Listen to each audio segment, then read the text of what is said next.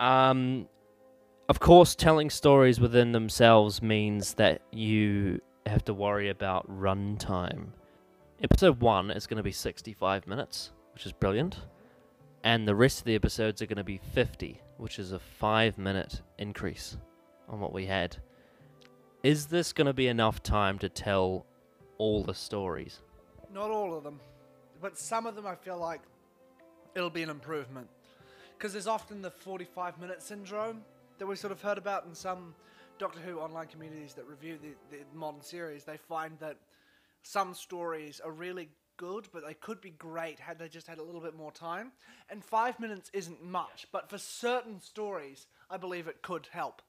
So I think it's better to have too much than not enough, I reckon. Well, in the case of Not the Flesh two-parter. no. But in terms of in 5-minute doses, if we had 5 minutes more of an okay story, that makes it just a little bit better than 5 minutes less of what could have been a great story. You know, if you know what if I obviously it can go the other way where it's a terrible episode and it's 5 minutes more we had to deal with, but like.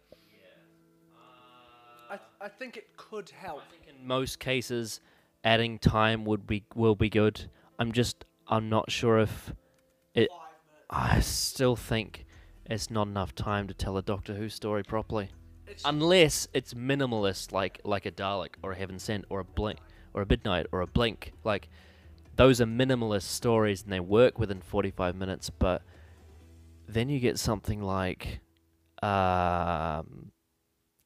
I'm trying to think of a good example. Like, a bloody what you watched the other day that wasn't as bad as you remembered, or people say. Rings of Akaten. oh, the Rings of Akaten. Well, there's sort of like it's a busy episode, but like That's a bit of a different example as different beast, yeah. different beast. What I was thinking. I tell you what, Lazarus Experiment. That's a good one. Yes. Lazarus Experiment. If you take the first half of the Lazarus Experiment, keep it, remove the last half when he turns into a scorpion zombie and starts killing people, you extend the episode length to an hour and you turn it into this political, more sort of dialogue-heavy, motivation and moral-based episode. You could have something really special from the Lazarus, but because of time constraints, Turns into a monster movie. it becomes lazy. A fun one, but it is, as Connor said, very lazy. Yeah. And it's a shame. I think there was a lot of potential with the Lazarus Experiment. And I think if you had an hour to tell that story, you could have done something pretty special with it. Yeah. I wish they would go like the Game of Thrones model. Not in terms of it being serialized, but in terms of it being like 55 minutes to an hour, usually. And especially because there's less episodes. When you said that, I was instantly thinking about, I think it's like season 8's going to have 2-hour episodes, which is going to be crazy. But I suppose that's, completely off topic, but that's better for how much is going on. Like, I feel like, if in a perfect world where budget constraints and airing times weren't an issue, I would have, depending on what the story is, as much time as needed. I think I've said before, the season 7 format is exactly what Doctor Who should be doing. It should have a slightly longer than what we've got now. So the 65-minute open that we have now is a perfect time to open a season, right? Yeah. So I think if I was running the season just for the story's sake, not necessarily for viewership, because viewership and ratings and whatever is completely irrelevant. But if I was telling the story, what I would do is I would open up with a 65-minute opener and then have three-parters. Yeah. And then put all the focus and attention and all the money. You repeat sets and whatnot. Yeah. All this money and attention and great writing and everyone's focus on these 3 stories, and there's a good chance it could turn out to be brilliant like season 7. Yeah. And the thing is, By the way, not series 7, season 7. yeah. Big difference. Yeah, just to clarify that. But yeah, The difficult thing about runtimes is there's no perfect Doctor Who formula, I don't think. Because with every different Doctor, with every different... Because of the nature of the show, every story is so different to the one that preceded it. Every story is so vastly unique, or it should be at least, that different stories will be a lot of different time, ideally. But because they all have to fit into the same sort of structure, some things are padded too much, or some things aren't long enough. So there's no particular perfect format. But what you said about having a couple of single episode stories, but mainly multiple part stories. And don't do a series 9 where you say that there's 4 or 5 two-parters and have completely different episodes. That's not what I mean. The woman who died and the girl who lived. I mean, the girl who died and the woman who lived. That's what I mean. That's not a two-parter. Those are 2 separate episodes that have a running theme, but that is not a two-parter. That's not a continual story within the same environment. Yeah. You could even say the same with a couple of the others as well, especially the finale, which is you could not get 2 more different episodes. No, definitely not. It's certainly not a 3-parter either. But another thing you can do, if you're not going to have serialized television, you do what Russell T Davies did in Series 1, and you have these... in New Who it would be 3-parters, and you separate them across the season. If you look at Series 1, you have a 3-part Slitheen story split. So the first 2 parts and then a 3rd part. You have a 3-part story on Satellite 5 split, right? And that also comes back to what we were saying before about the universe outside of the Doctor. The world feeling lived in. Like, events happen that the Doctor can't change, or the Doctor doesn't affect in any way. Like, Margaret, the Slitheen, becoming mayor of Cardiff happened completely separately while the Doctor was off doing his thing. And then a sequel to the Slitheen two-parter came out of that. That kind of thing, where characters who lived or characters who died. Like, I've had this whole series in my head outlined, which I won't spoil here because we may eventually need to do something sort of like pitching series or whatever way down the line, but that's not that's separate idea. But ideas where things that happen early have consequences later in separate episodes, but they have a continual story. One of the reasons why Series 1 is actually, I think this is one of the big reasons why it's my favorite season, is even though there are a lot of self-contained episodes, it still feels serialized because the episodes connect to each other.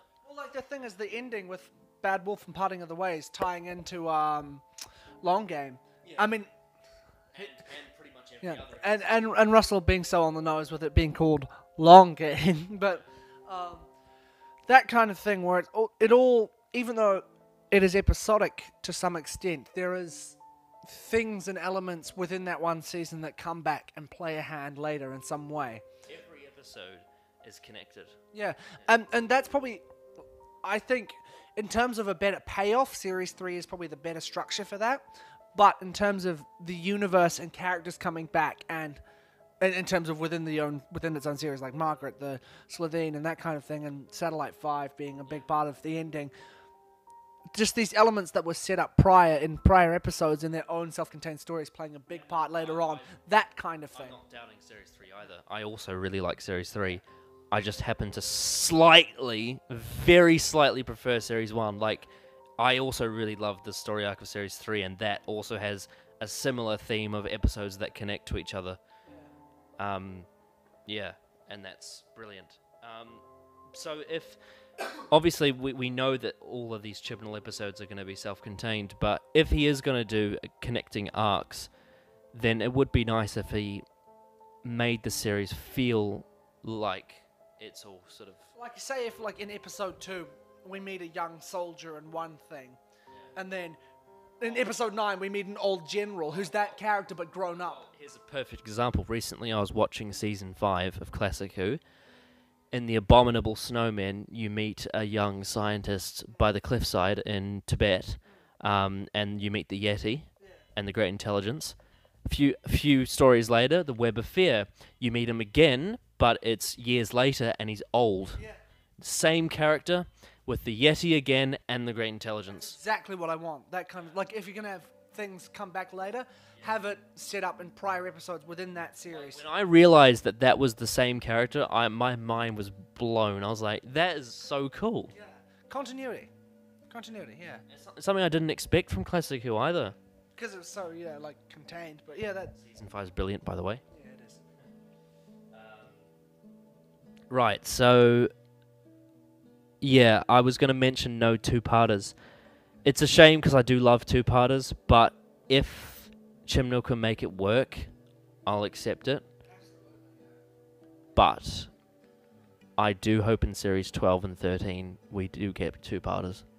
Because you don't want a situation like Series 7 or most of Series 8 where you don't have enough time to tell big stories. Because everything just feels mediocre if everything's short. Yeah, absolutely, yeah. If there are two-parters... I'm hoping there are two-parters is what I was meaning to say. Yeah, I agree with you. But, yeah, so all we can hope for is that they have enough time to tell the stories they need to. Right, so now we're going to compare to the previous showrunners, just quickly, because we already have done a bit of this, but is there... I'll go with Russell T Davies first. Yeah. Is there anything compared to Russell T Davies that you think will be similar or different with the way Chibnall approaches it? The human heart behind it, the sort of core human nature, for lack of a better term, that presides within the Russell era. I obviously want Chibnall to do his own thing, but hopefully the characters feel real enough and feel, as I said before many times, I hope the world feels lived in beyond the Doctor. I think what will be different is I don't think Chibnall will make the Doctor romantic. I hope not. Even though I actually don't mind how Russell T Davies approached it, because I think Russell T Davies, because like that storyline could have gone so wrong. Yeah. I think the way Davies handled it was about as good as it gets, handling the Doctor in a romantic storyline. But like you, I don't think I ever want to see anyone do it again, just because A, we saw Moffat do it and it was shit, and B, I think it's about time we have the Doctor just have some friends again. Yeah, just let the Doctor be the Doctor again, because we've had enough of the Doctor doubting up to this point himself. Like, just like Classic Who, let the Doctor... You know what? I'm hoping she's Tom Baker. I'm hoping she's just like Tom Baker. The thing is, like, you could argue Tom Baker had some, like, sexual tension with his companions, but it wasn't addressed. No, and also, he was so alien, like, and so whack. Like, that's kind of what I hope for her. Like, she's just, like... And I hope she has a healthy disregard for... And I think part of... I think part of making the Doctor female is actually not making her a sex symbol. Yeah. Like, I don't think she should be like David Tennant or Matt Smith. Absolutely not. Yeah, I want her to be just I don't want any romantic like maybe if the companions have romantic interest, fine. Yeah. Like if that's where you want to get the romance in the show, that's okay. I don't want it to be like a situation where it's like Amy is stuck between Rory and the Doctor. Like I don't want that. Never again. Like love triangles on the TARDIS. Just that was for me personally. That was the worst part about Series 5. Yeah. Aside from the Paradigm Daleks. Yeah. Yeah, no, hopefully no love triangles, and I really don't want the Doctor to be a romantic lead. I just want her to be a lead.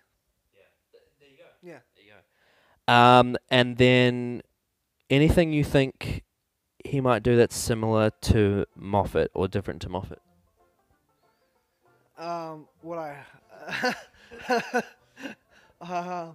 To put it politely, I hope none of it. I hope it's completely different. Based on what he said about how because I know that Chibnall's a big fan of the Matt Smith era.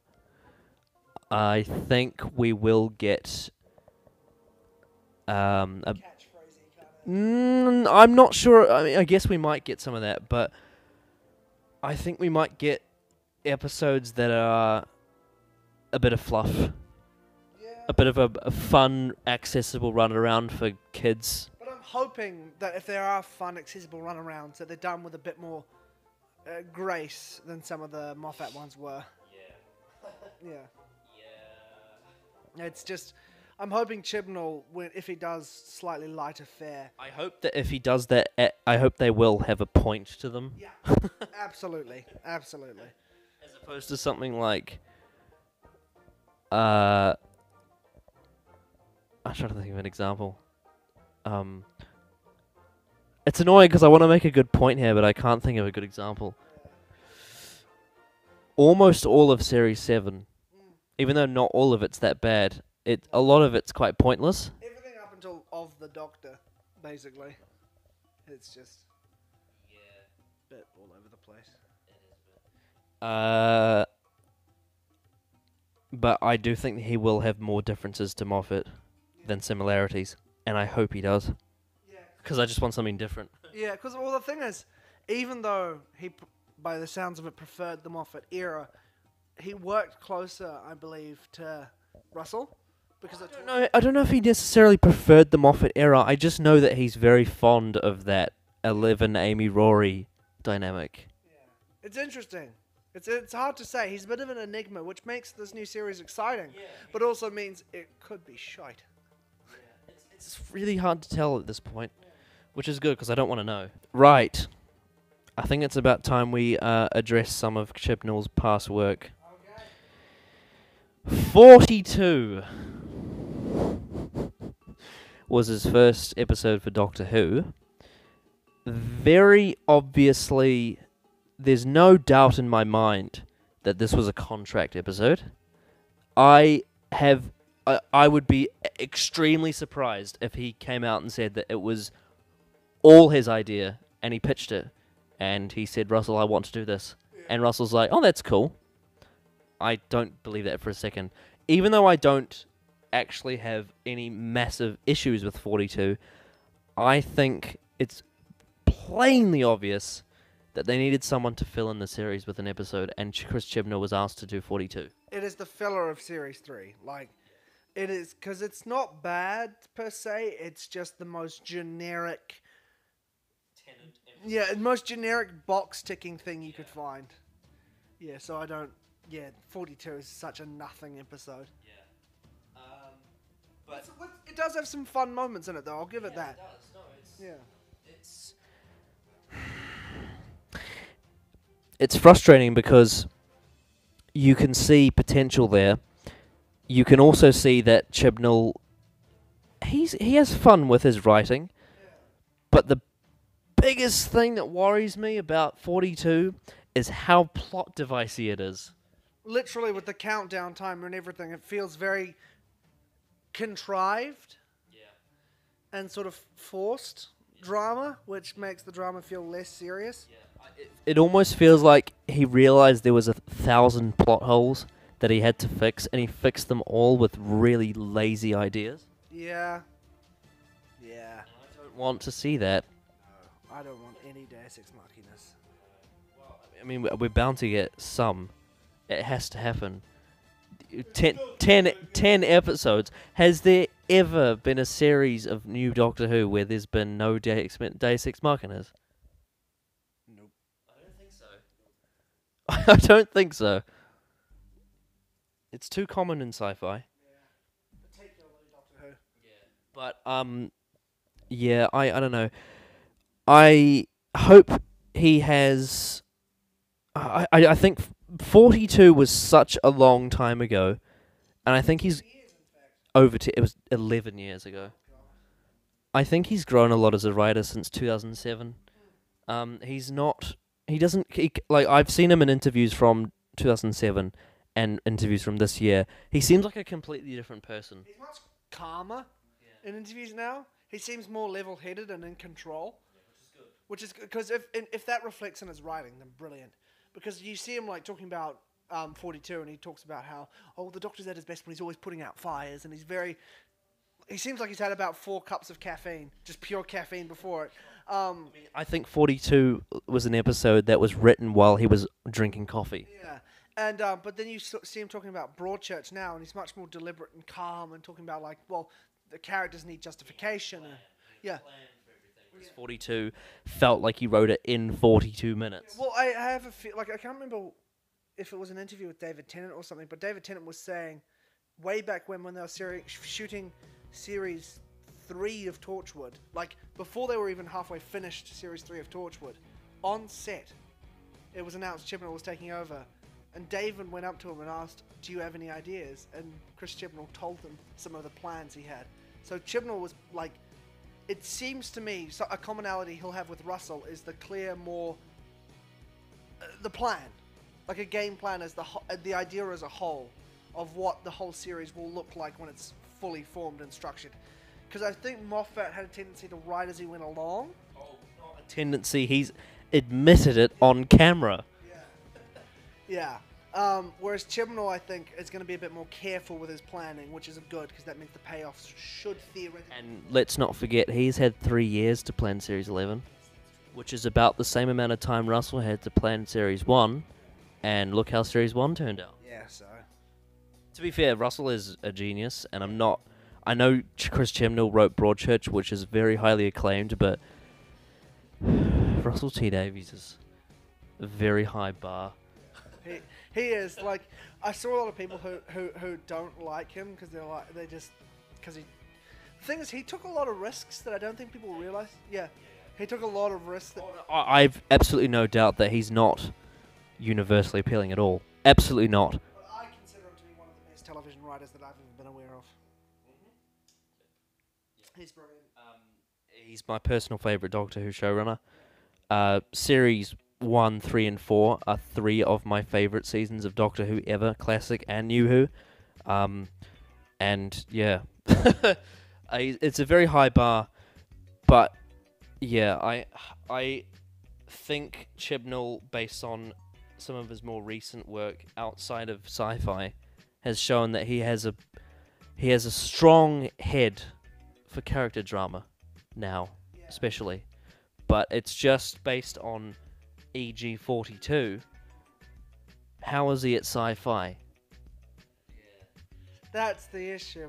But if it's the writer's room thing, hopefully he'll have people who have more of a sci-fi mind. Because one of the things that people tend to say about his sci-fi writing is that he's not very original.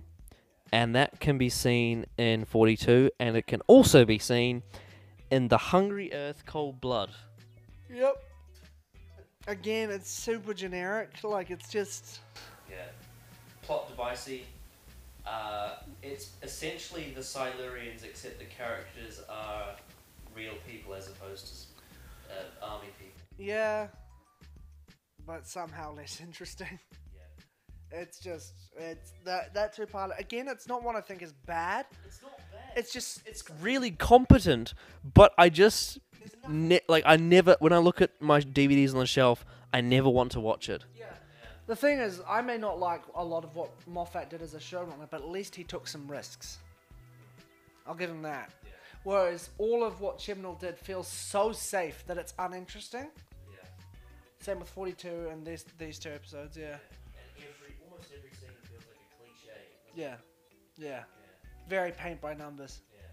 Which is worrying. Yeah.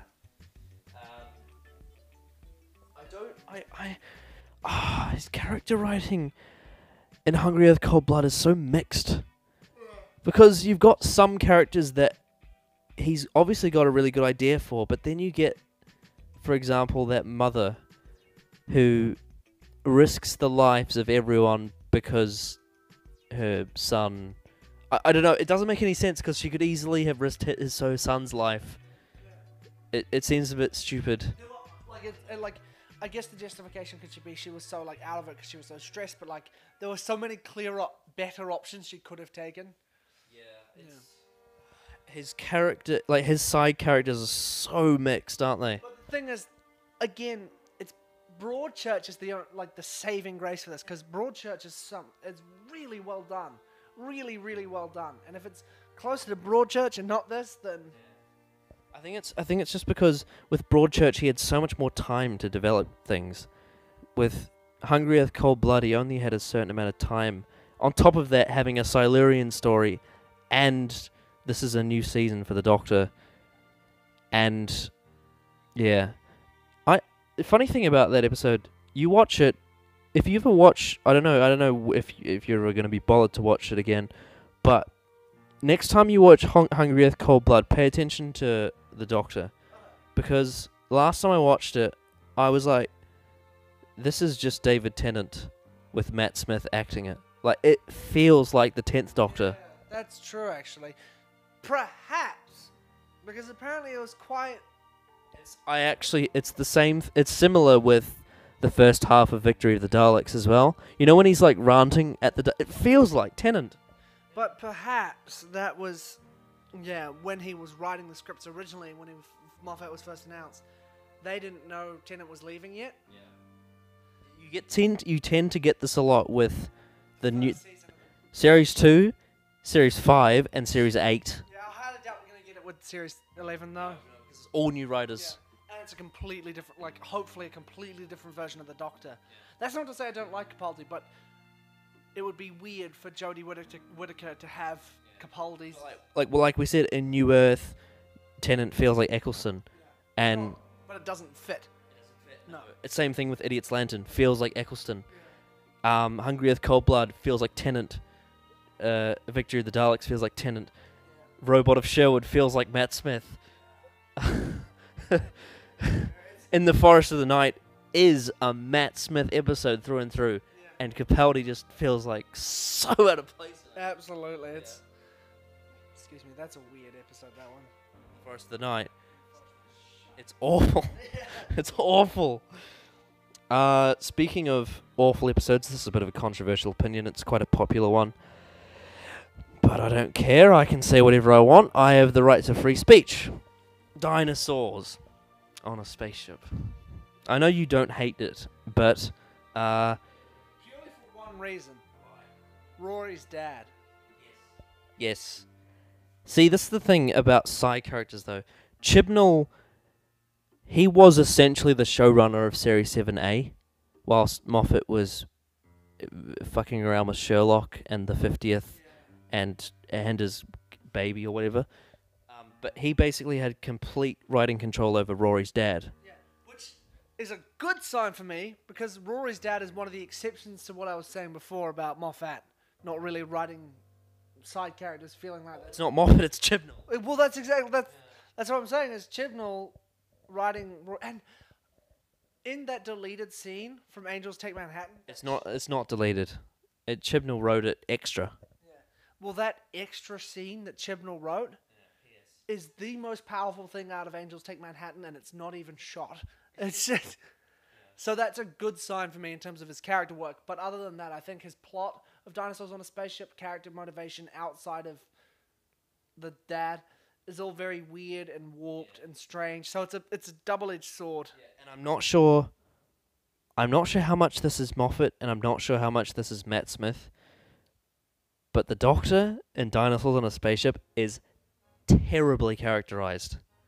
Appalling. It's probably Matt Smith's worst performance, his worst characterization. Although Dr. Widow in the Wardrobe is more painful. But At least that's consistent. it's consistent. But the way he's characterized, for the first half, he's an absolute idiot. Yeah. And then at the end, he kills a man in cold blood. Kills the first Doctor in cold blood. No, but yeah, it's... 12th Doctor killed the first Doctor for being racist and sexist. Canon. Once upon a time. Oh, God. Oh,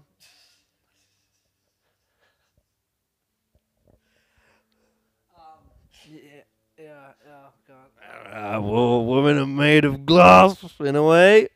The first Doctor wasn't like that! No. Did Moffat ever watch Hartnell's Ear? I don't think so. Because that's... Probably watched just the Dalek invasion of Earth and thought that, oh, that's enough. Hartnell was not like that at all. Dinosaurs on a Spaceship. But other than Roy's dad was great. Yeah. Which gives me hope. Fuck those robots. Yeah. Oh man, it was so disappointing because I like Mitchell and Webb, the guys who voiced the robots. They were embarrassed. The script. If that's Chibnall's idea of comedy, I'm very worried. Oh yeah. Oh yeah. Like, it was so stupid. It's like Now, Dustin Moffat comedy. the only caveat to that would be if Moffat specifically told Chris Chibnall, you need to write an episode for 5-year-olds, then that makes sense, because Dinosaurs in a Spaceship is perfect if you're 5 years old. Yeah. But if you're not, well, some people still like it, but I Well, Christian, can't stand it.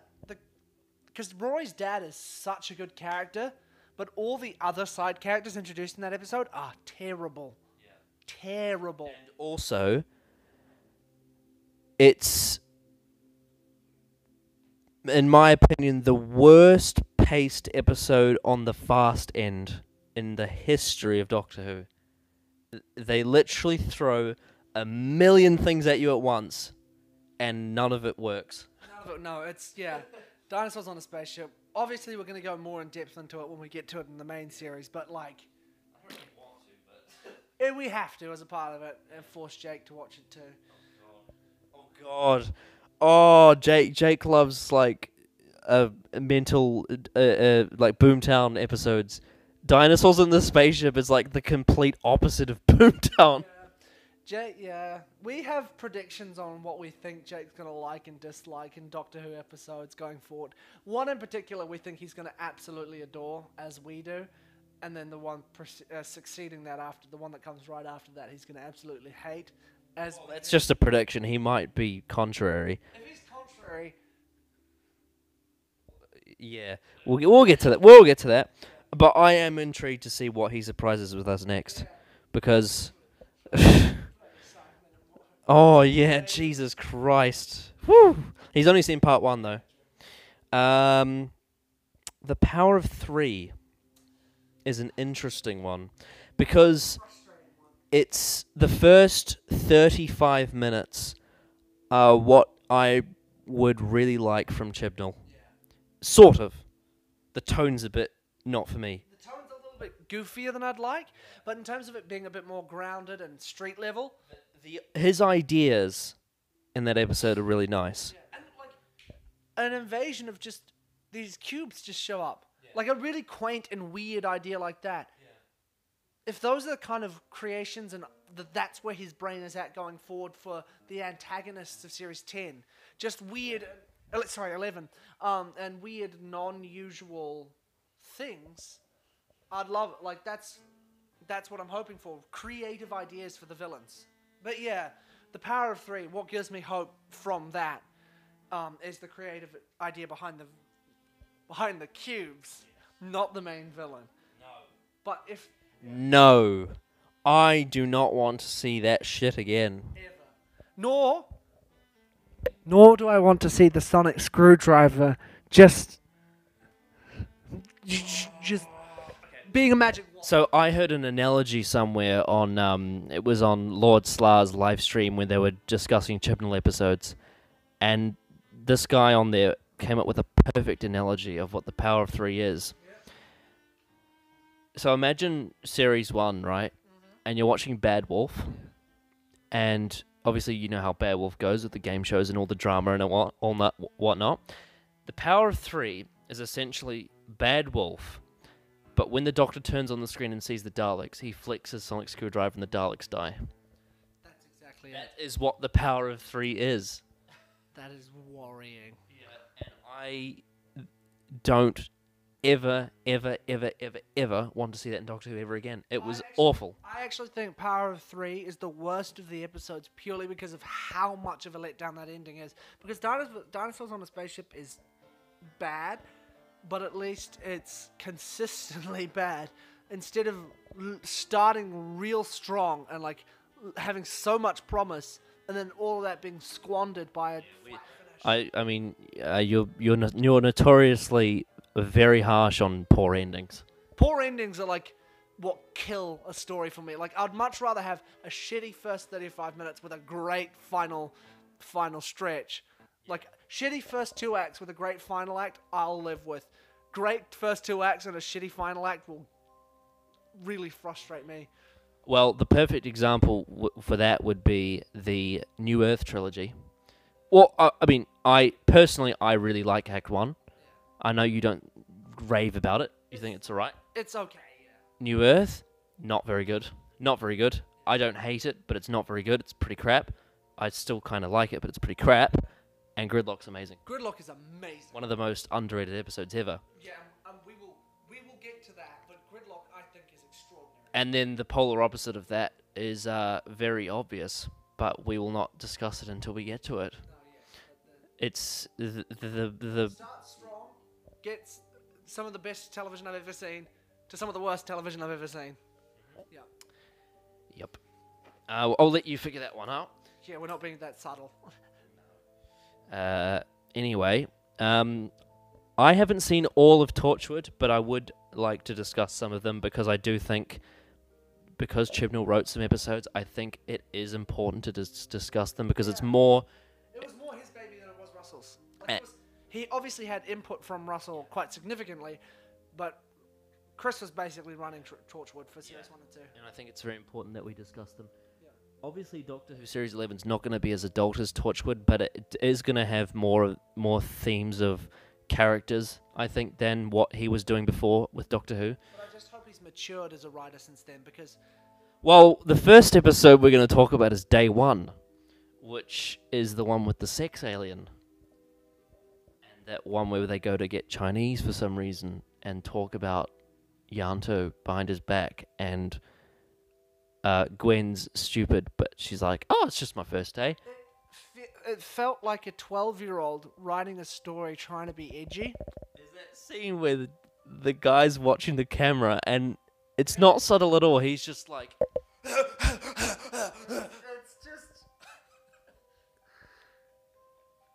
This man is going to be show-running Doctor Who. Hopefully he's matured. No sex aliens. No, none of that. Never any of that. Ever again. Please, God, no. Oh, God. Oh, it's just a nightmare. I don't even mind that episode. It's just so grotesque. It's just, but it's not even like, because Torchwood was advertised as kind of like the ed, like One thing I did like about that episode, though, is it was fixed by Jack, because of course Jack's like a sex god. Yeah, but that is quite a funny payoff. But like, He fixes it by like kissing her, and he's like, "Oh, you should see what happens when I do the real thing." yeah, and it's, oh God, it's just crazy. But I just, I'm just hoping, because Torchwood was presented like, oh, it's the adult Doctor Who. It deals with things that Doctor Who can't quite because it's a family show. But then it didn't do. It handled themes less maturely than Doctor Who itself did. Less maturely than the Sarah Jane Adventures, even. Because the Sarah Jane Adventures had some form of tact when it was dealing with things, and it was just. Another one that I have a bit of a guilty pleasure for, but I can see it for its flaws, and I completely understand why it's absolutely hated on. is sort of, I think this is sort of the episode of Torchwood where people say, how can you have any positive faith in Chibnall going forward after this, even with Broadchurch? And that's Cyberwoman. Which, granted, has its enjoyable factors and it's watchable, but if you stop and think about it for a second, it's retarded. That's the issue with it. It's like, it's kind of fun, but the more you think about the story, the more it falls apart, which is not what Doctor Who should be. The best Doctor Who stories are the ones that you're kind of like, oh, that was weird and confusing, but the more you think about it, the more it's like, oh, that's really clever. Yeah. Like Oxygen, for example. Oxygen and even in the classic series, just episodes that are good when you first watch them, but they just stick with you for the right reasons. And then you get Cyberwoman, where somehow Yanto smuggled a cyber conversion unit into the Torchwood base and decided to build it. And then at the end of the episode, his girlfriend does brain surgery in 5 minutes. And not just brain surgery, a brain transplant, and sews it up with stitches. And then she's talking to Yanto. She's like talking about how the emotional times they've had. Like he's pointing a gun at her, and she's trying to convince him not to shoot her, and she's like, "Oh, do you remember that time when that dog was pissing on our tent?" And then Yanto starts crying because he's remembering all those. Like, what the? It's how. That was 12 years ago. How? But that's still the same man. Yeah, I know. Doctor Who. And how Torchwood went on to produce some of my favorite television ever, I do not know after that, but I'm glad it did. But yeah, hopefully and seemingly because of Broadchurch and other things, Chibnall has matured as a writer, so he'll be able to handle things with a bit more grace and skill and make stories a bit more thoughtful and clever.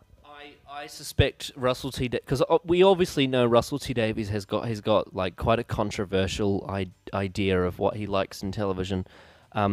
He sort of, as you've said before, sometimes he gets a bit excessive, and he also when he's dealing with like grotesque ideas and like anything that's sexual, like he gets so wrapped up in it. I have this strange inkling that with Torchwood, because he would have had ideas of what to do for the first series. It was all his idea, but because he didn't write it, it ended up being all caricatured into this real like Russell. If Russell had written Cyberwoman, there would have been so much more thought put into it. And Yanto and her relationship would have been so well thought out, and then you wouldn't, even the ridiculousness of it, the characters at the core would have been likable enough and had sense enough that it would. What you end up getting is this sort of bullet points version of what Russell wanted from it, and Chibnall's the contractor has gone in and done a decent job of it. Frankenstein monster of a story. Literally. Yeah. And the same can be said about some of the other episodes too. It's such a shame because I think there was something brilliant in series 1 of Torchwood that just wasn't executed. Well, he hasn't seen Children of Earth yet, but when Russell just fully gets his hands on Torchwood, it becomes amazing. So and that's what Torchwood should have been the whole time. Countryside. Now, Countryside's an interesting one because it has a really interesting idea, and it's got a really cool twist to it because there's actually no aliens involved. The fact that it's literally just cannibals eating people for enjoyment. That's amazing. The problem with Countryside is it's really boring and really unoriginal. And it's been a while since I've seen it, but doesn't the ending just Jack bursts in and shoots them? I think so. That's like And there's- that is like worse than the screwdriver. Yeah, and there's a lot of gun pointing tension scenes. It's like, I'm pointing a gun at you, I'm yelling really loudly, so you have to do what I say. Yeah, it's a lot of that. It's So it is Countryside's a really cool idea, and it does actually, that episode does a lot of really good character development for, even though it is quite teenage and immature, it does have some development of the main Torchwood cast, but as a story, it struggles to fill out 45 minutes. it's not a shocker, but it's just it's weak on its knees. Disappointing in that regard because it is a good idea. Yeah, and that's what I'm hoping the opposite happens with Chibnall. Is if he even has a bad idea, does good things with it, as opposed to getting a good idea and it becoming really naff. Yeah. And then you get End of Days, the finale, the Series 1 finale.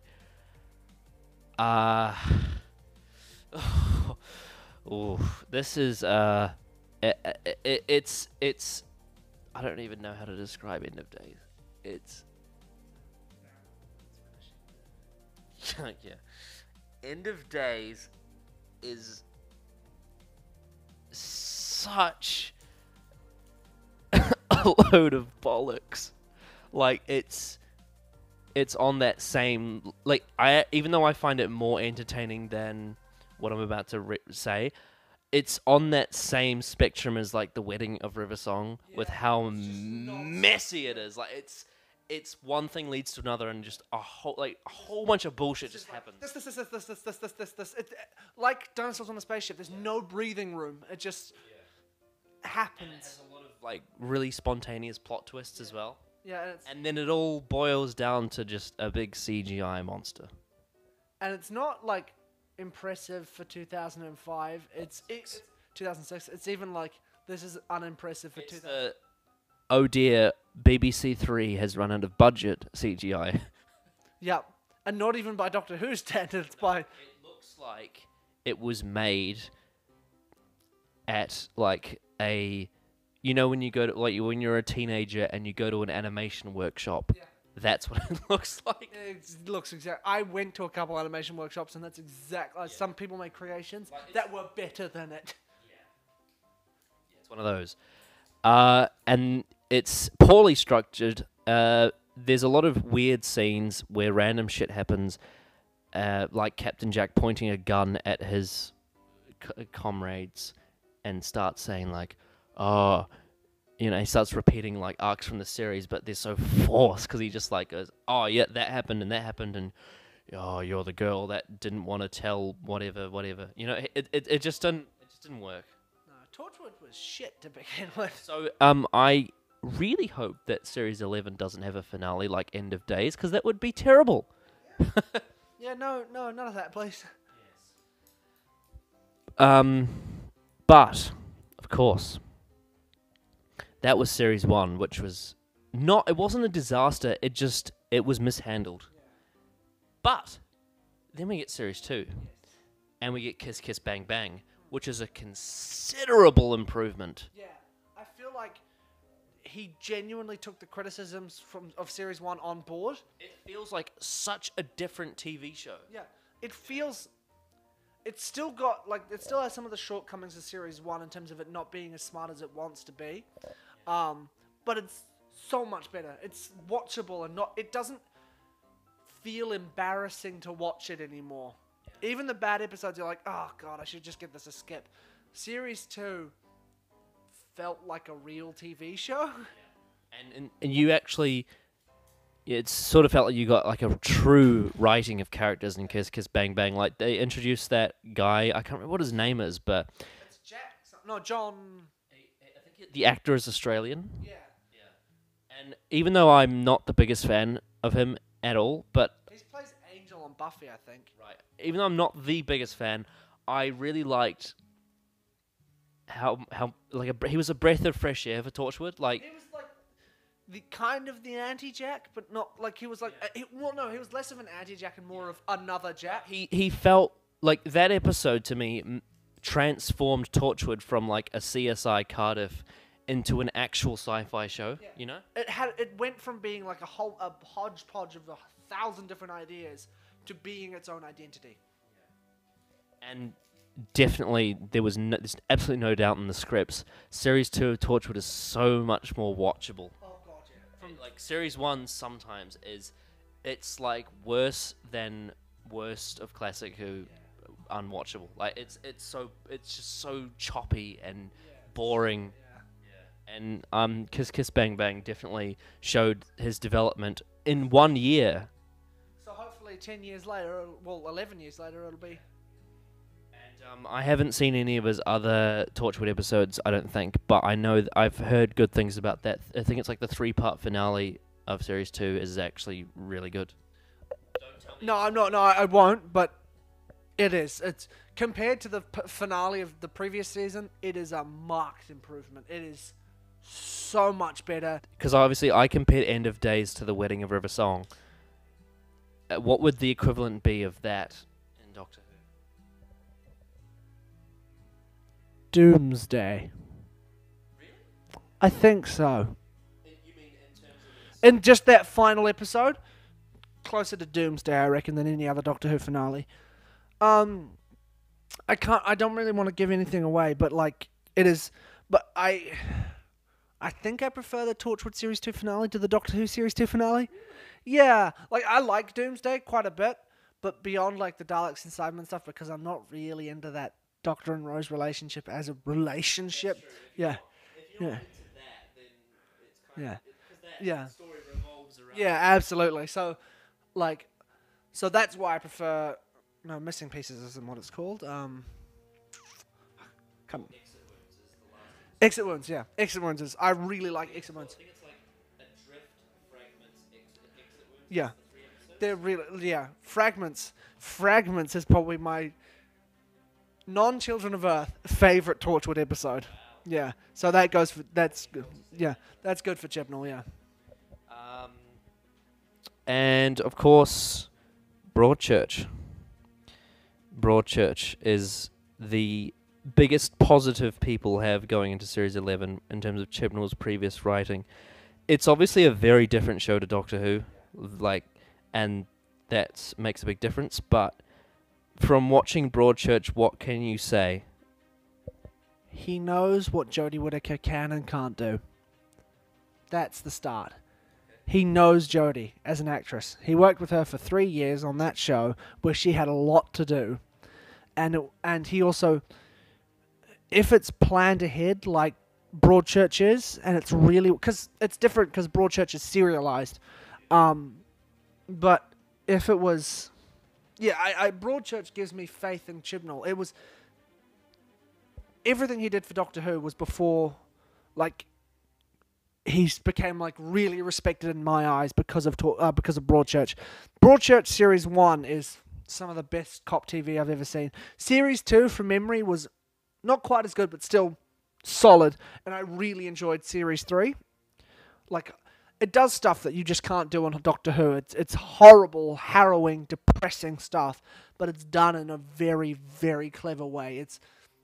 The story itself isn't that original in terms of cop dramas, but the way it's told is so slick and so clever, and the characters are really good. So, do you think maybe with Chibnall's era, we might get something that's not very original, but it's executed well? That's exactly what I'm thinking. And I'm thinking it'll have good characters at its core. Because if he fleshes out the TARDIS team as well as he fleshed out the bloody Broadchurch characters, the Broadchurch characters, then I think we're in for a good, really, really good run. Excellent. And of course, back in the day, in 1986, Chris Chibnall appeared on, I think it was on TV actually. It was the Liverpool Doctor Who fan club or something. Yeah, something like that. Or like TV reviews, whatever. I don't know how old he was. Yeah. They had them on. Yeah. I don't know how old he was, but he was in that group, and they were having a bit of a standoff with Pip and Jane Baker, who were kind of holding the show together because it was in such dire. Like, Robert Holmes died. Yeah. Eric Saywood buggered off with the script. He said, "No, you can't have that." J&T, like, every single year is like, "I want to get out of here. I want to get out of here." But the BBC are like, "Well, if you leave, we'll just cancel the show." And he's like, "Shit, no." That's why I respect J&T. Because even though the show was a shambles, he knew that he wasn't better. Like, he knew that he couldn't abandon the show. Like, he stuck with it. Yeah, because it's like he was like the captain of the ship, and if he left, the ship goes down. Yeah. And then Michael Grade eventually just shot a cannonball into it. When it was really good as well, like season 25 and 26. Yeah. Oh, for fucking EastEnders. But yeah, of course, he appeared on that morning show, whatever it was, and basically tore Pip and Jane Baker a new one. He said, "I thought the Vervoid story was a bit crap, a bit mundane, a bit mediocre, a bit like every other Doctor Who story. It was a bit of a runaround and so predictable." And then, like, they were real offended. They're like, "Oh, we just wanted to tell a nice story." Yeah. And then they said, "Well, what about the finale?" And he's like, "Well, that was admittedly not a typical story, but it didn't make any sense. And you didn't have a conclusion to your 12-part season." And they said, "Well, what do you want?" And he said, "I want a beginning, a middle, and an end." So, I think we can be rest assured that we'll be getting a beginning, middle, and end. We're going to hold them to it. And we won't be getting any monsters similar to the Vervoids. What if they're the things he brings back as a surprise? In the finale, the Vervoids come out of the void. Oh, what if the Series 2 finale was a standoff between between the quarks and the vervoids. He had the bloody nucleus in the middle of it. Oh no. Oh no.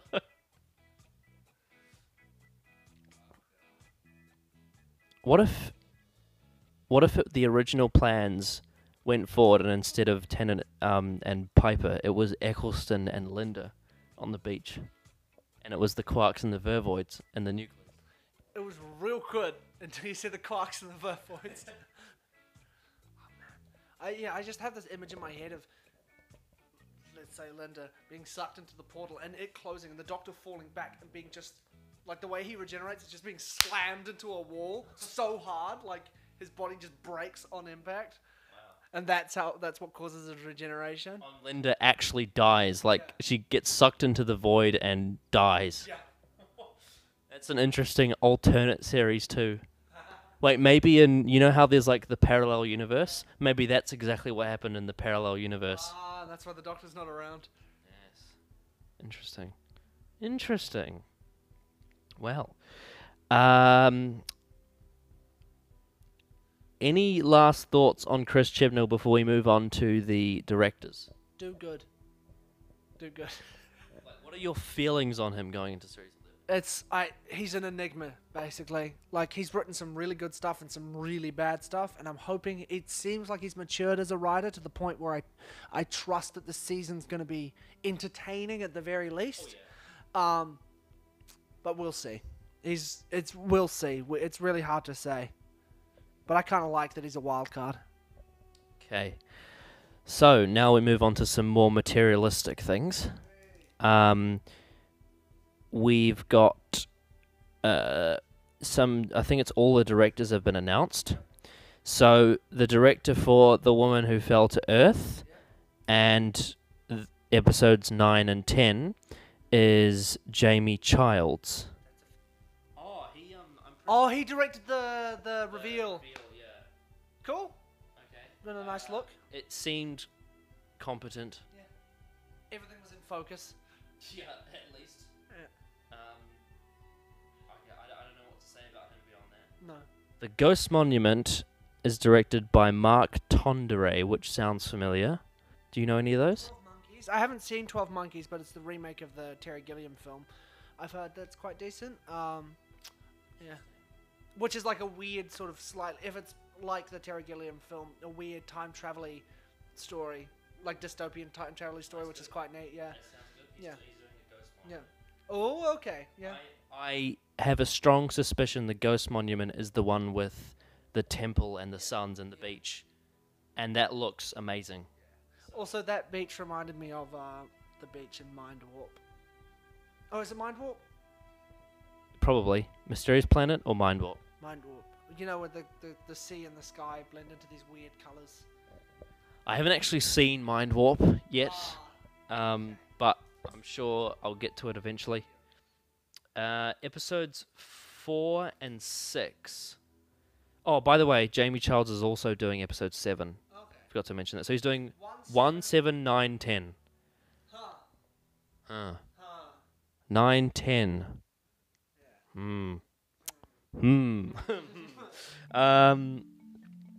Not all. Oh, actually, hang on. Oh, no, don't worry. Episodes 4 and 6 are by Sally Abrahamian. Sally Abrahamian has done EastEnders, so she's obviously got experience with drama. Yeah. Other than EastEnders, or Casualty. So she's done a lot of those typical. The Bill. She's done plenty of British staples of soap opera-y. Done a lot of stuff actually. Yeah. I think she's older. Yeah. She's got a much longer experience. credit list. One nomination. Oh. Best drama, The Dumping Ground in 2013. Cool. Interesting. Okay. So she's going to be doing episode 4 and 6. Episodes 5 and 8 are going to be done by Jennifer Perrott. Let's have a look. Home and Away. She Australian. Australian. Oh, I actually quite liked the direction of Offspring. Okay, I haven't seen it. It was really. I've only watched like a season or two with my mum ages ago, back when it first came out. Yeah. It's got, like, for a drama, it's got really good direction. Oh, cool. Yeah. Doctor. This is Why does Britain have so many soap operas? because I got. I don't know. Yeah, good question. I'm sure they announced the writers as well, Yeah. which is, in my opinion, More slightly more important. Directors are significantly important to bring. Like, if Rachel Talalay, if someone else. It's such a shame that apparently she had to leave for personal reasons or something. Yeah. But she's like contender for like what's the word? Mount Rushmore of Doctor Who directors. Like I put her like it's like for me it's I think it's like David Maloney, Douglas Camfield, Graham Harper, Rachel Talalay. I like the Mount Rushmore. Yeah, that sounds right. So Mallory Blackman. Are these?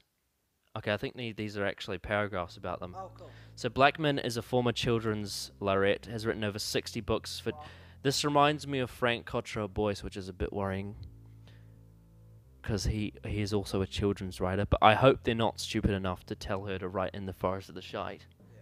She's award-winning, which is good. Yeah, Children's books and young adults. but she's written over 60. That's true. So she's got a range Yeah. and awards. Yeah. So I trust her Yeah. at this point. Ed Heim. Always loved Doctor Who. Getting the chance to write for this series has definitely been a dream come true. Skins. Vinay Patel, playwright, television's debut, Murdered by Father, won 2016 Royal Television Society Award for Best Single Drama and was nominated for 3 BAFTAs. That's a good sign. It's a good sign. He seems younger. Yeah. Grew up watching Star Trek and Quantum Leap. Good. And I loved how they managed to capture the imagination of kid like me. I never imagined I get to write for Doctor Who. I'm pretty thrilled. McTighe. How do you even say that? And Pete McTighe? What is it? McTighe. I would assume, yeah. Is the originating writer of Wentworth, the female prison drama that was Australian. sold over to 150 countries. He's written over 100 hours of TV drama and was nominated for 5 Writers Guild Awards. Those sound like My credentials. entire television career has quite literally been an elaborate plan to get to write Doctor Who, and no one is more shocked than me that it paid off. Sounds like That's it. fantastic. Sounds like So he's a got good- passion. Yeah. I have been having the time of my life working with Chris Chibnall and writing for Jodie and the new team. Can't wait for everyone to see what we've been up to. And then the last one, I think, is Joy Wilkinson. And she's been selected as a Screen International Star of Tomorrow and has had 2 screenplays featured on the Brit list. Her TV scripts include the critically acclaimed BBC 5-parter The Life and Adventures of Nick Nickleby, while her theatre work has won prizes including the Verity Bargate Award. I loved the show and felt like it might be a good fit for me, but I knew it was really hard to get onto. So quite frankly, I'm still pinching myself to be here. Excellent. Chibnall said, we have a team of new writers who have been working quietly and secretly for a long time now, crafting Yes! Good. Yes! I suspected this. 3 years they've been planning this series. That's a good sign. Quietly in the background. That's fantastic. That explains why none of the Series 10 writers are on here. Because I think they would have been writing both seasons at the same time. Yeah, that makes sense. Yeah. Same with directors as well, probably, because they were all planning. And because it's such a quick turnover in television, if you're directing one thing, you've got to immediately move on to the next. I guess directors, it's a little bit different because the series was filmed at a different time to 10. But the writers, yes. That's good to hear. That's because that's what we needed is forethought and time to do something. Because obviously, Russell got the approval in 2003, and the series came out in 2005, and all of that time he had to plan, and get, Rob Sherman and Stephen Moffat and Paul Cornell and Mark Gatiss together to make an amazing series. You know, Paul Cornell is someone who I'd like to see show run at some point. Father's Day and Human Nature, The Family of Blood, and all these great novelizations. Yes. Like, has he ever gone wrong? Not that I'm aware of. Like all the book, I haven't read all of his books, but all the book reviews I've read of his books all say they're brilliant. I mean, he came up with the Human Nature book. I know and Russell was smart enough to be like, "Hey, you adapt your work." Yes. Yeah. Yes, love Paul Cornell. A set of directors who stood those scripts up on their feet, bringing those ideas, visuals, and emotions into existence with bravura and fun. Hailing from a range of backgrounds, tastes, and styles, here's what unites them. They are awesome people as well as brilliant at their job. They love Doctor Who, and they've all worked above and beyond the call of duty in an effort to bring audiences something special later this year. The 4 directors helming Series 11's 10 episodes have also been confirmed. Then just reads out the directors. I mean, it could just all be fairy dust, but it looks good to me. Yeah. They're all, even if they're just saying the right things, it is still the right things. The only fear, I guess, would be is history repeating itself, because if you look at what J&T did, he replaced all the experienced writers with new writers in season 18, and it didn't turn out so well. Yeah, true. But there was probably a bit more time between these seasons to really give it a... Modern television's a completely different beast. Yeah, and also because they were writing one... I'm not sure how many writers wrote one episode, but I imagine no writer on this season has written more than 2 episodes. So they all got like one story. Chibnall's got. Well, Chibnall, but other than like in the writers' room, Chibnall's other than Chibnall, they've all probably got one story that they want, and they've had time to. 1 or 2. Yeah, but enough time to focus and give these stories identity and. Well, yeah, for 3 years. Yeah, to work through the kinks, so that's a good sign. Yeah, it's all good sign. Let me just go back to the notes to see if there's anything else. I haven't written it down, but it just came to my mind. Monsters. We haven't really been shown, but there has been a couple of little, like if you look closely at the details of the trailers, there is a couple of hints. Yeah. The first one is, actually no, there's three that I know of. The first one appears to be spiders. Okay. Cool. Yeah.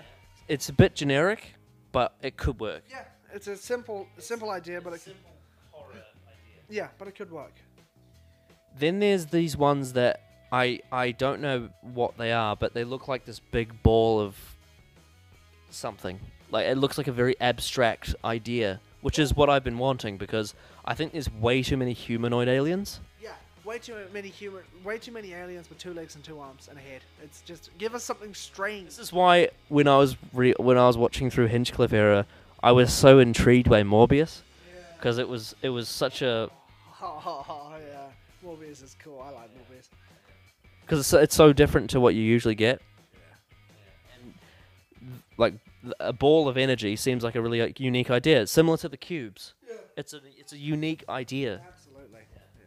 And the other one, obviously, is the one that everyone thought was either Suntarans or the Jadoon, but apparently it's a new type of alien monster, and they've got guns. So probably fits into that same category. Yeah. Yeah. That did whatever. Yes. Right. Any last predictions? You had one wild prediction before about Graham. Yeah. That's my wild card. Other than that, I have a prediction that we will be seeing at least one classic enemy. And I have a feeling it's the Sea Devils. Will it be in the middle, the beginning, or the end of the season? Middle, I think. I think there'll be one episode in the season where they have a classic monster, get it out of the way so the end of the season can focus on whatever new idea they want to do. And even though we know absolutely nothing about it, and so much could happen because it's 10 hours of television, so much can happen in 10 hours. But if you were to have a guess at what kind of finale we're going to get, what do you think it's going to be? Omega. No, it's never Omega. But we could have...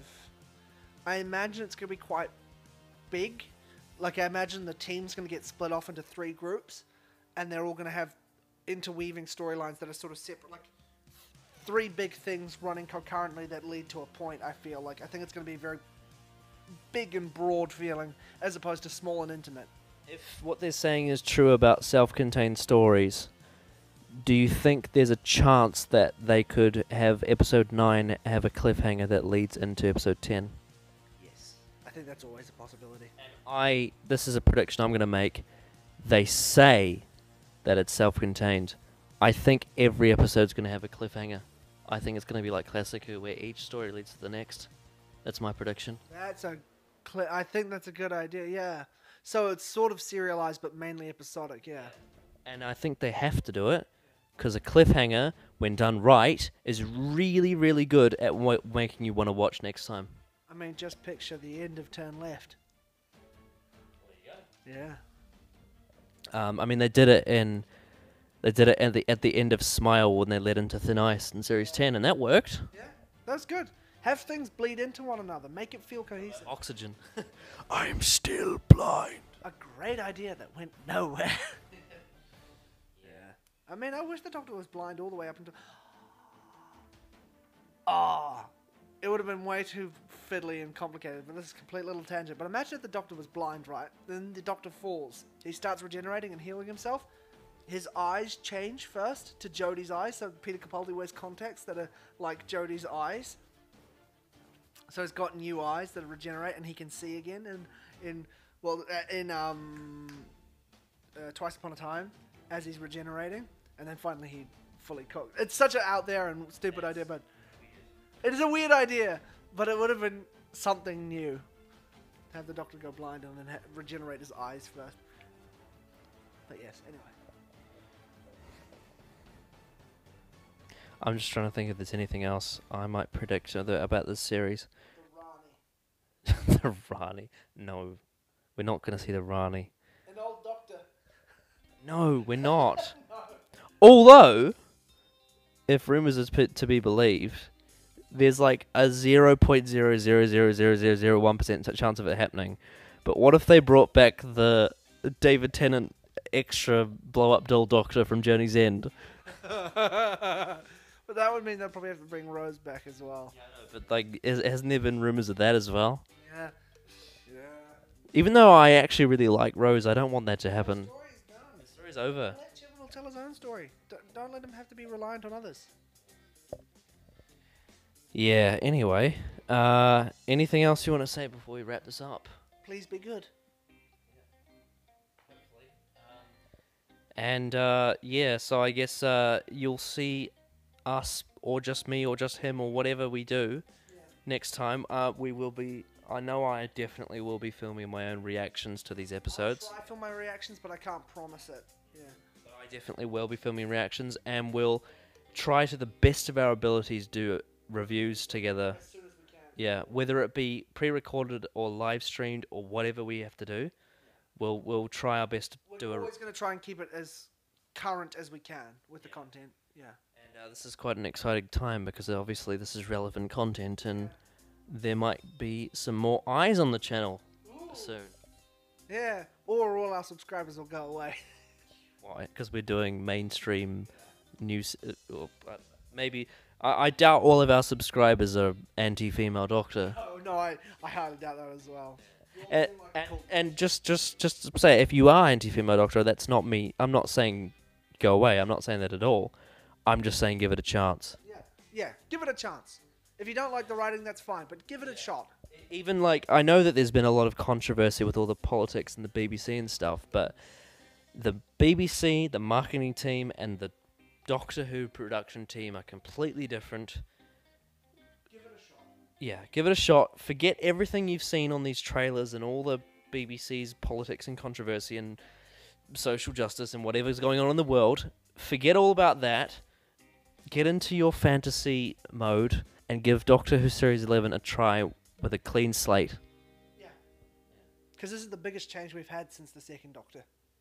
Is it? Well, I'd say, because the first change was just... What about bringing back the show in 2005? No, I still think the second Doctor appearing was the biggest change because the show as Well, you yeah, know the second Doctor was, yeah, but I'm saying, is this a bigger change than when they brought the show back? possibly. That's up in the air at this moment, but it's possible that it could be if it's big enough of an overhaul because the structure of the episodes has changed. It's a new Doctor, it's a female Doctor, it's a completely new writing staff. So it has But like the only one that's ever written Doctor Who before is Chris Chibnall. and his stories aren't very good. But no, but yeah, it has the potential to be a complete upheaval. And it has the potential to be awful. Yeah, this could really go either way. But I'm interested to see where it is on the. I'm optimistic as well. I'm optimistic. Yeah. Which the last time I was optimistic about Doctor Who, I got hell. Series 9. Yeah, I got hell bent, so I should never be optimistic about it. Yeah, I wasn't optimistic about Series 9. I was, after Series 8, I was like, well, that was average. Yeah. Anyway, Series Yeah. 11, hopefully it's good. Yeah, hopefully. Anyway, I guess we'll see you then, and We'll probably have another thing out before then, maybe. I hope I can get some Colony in Space out there, at least the first part. Yeah, it's a big one. Anyway, we'll see you